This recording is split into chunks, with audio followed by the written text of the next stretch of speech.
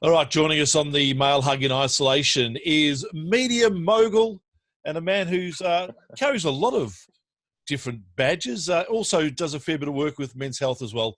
George Donikian. Hello, George. How are you?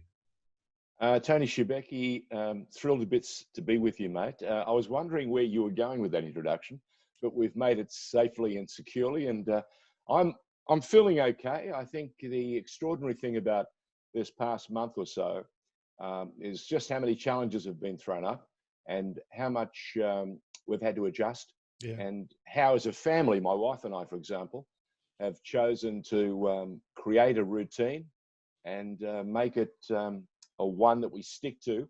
We try not to vary from it, and more importantly, we have a real commitment to making sure that when we do go out, we keep to ourselves. We keep our walks to a particular time, and then we get back inside and stay, as they say, focused on the next activity, which is washing, cleaning, tidying up, sorting out all those files that you and I have been wanting to talk to and address for ages, but we didn't quite have the time.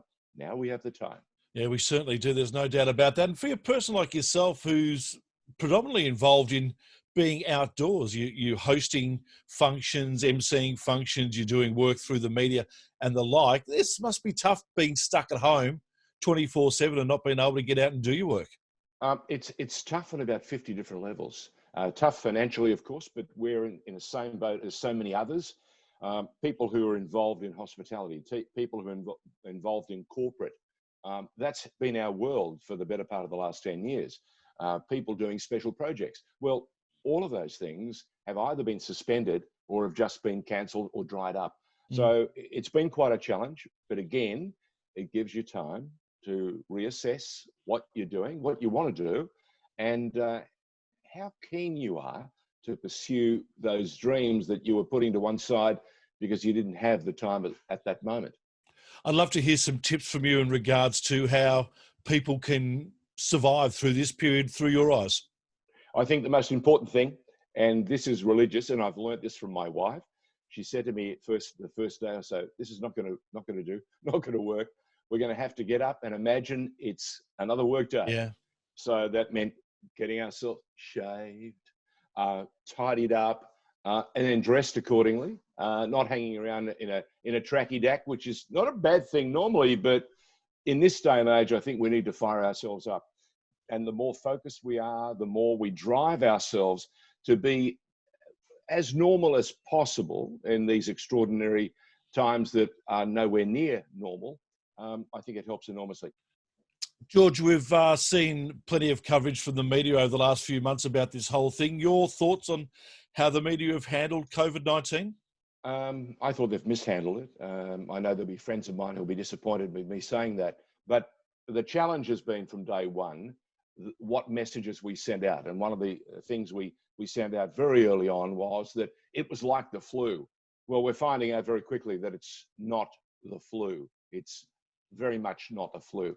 It's a pneumonia virus. And the other thing that we misinformed everyone about, we said, if you have a compromised system, or if you're an old fella or an old woman, you've got to be very careful and you're most at risk.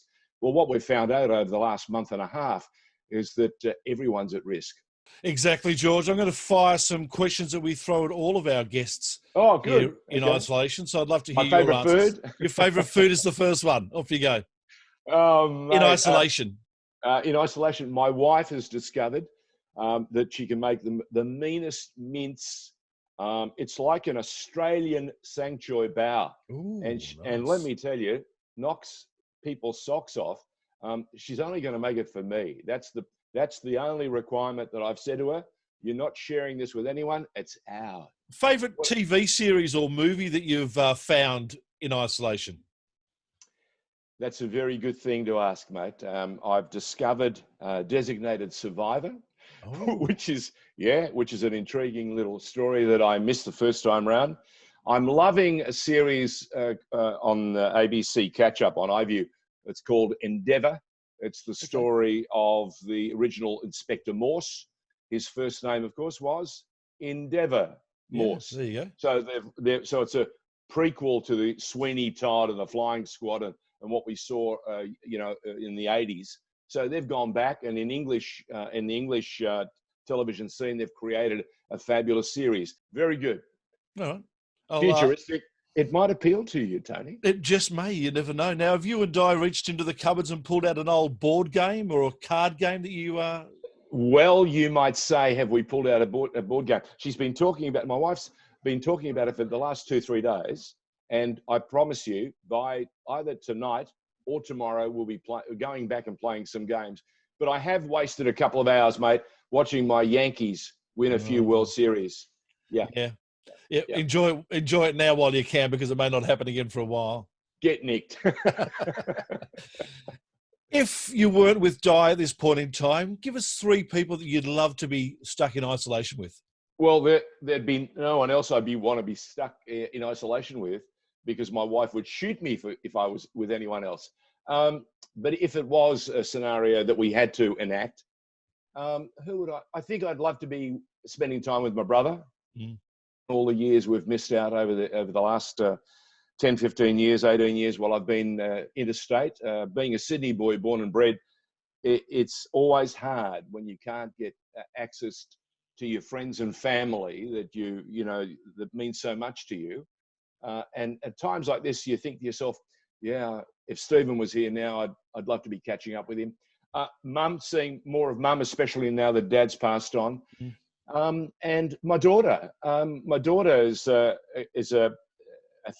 budding stand-up comedian. Yes. And she keeps telling me, Dad, I said to her, why did you consider stand-up? She said, Dad, you give me so much material to work with. So, no, yeah, you're right. It's my brother, it's my daughter, it's my mother. Final one for you. If there was someone that we could catch up on your behalf to find out how they're going in isolation, who would that be? Who would you like to hear from?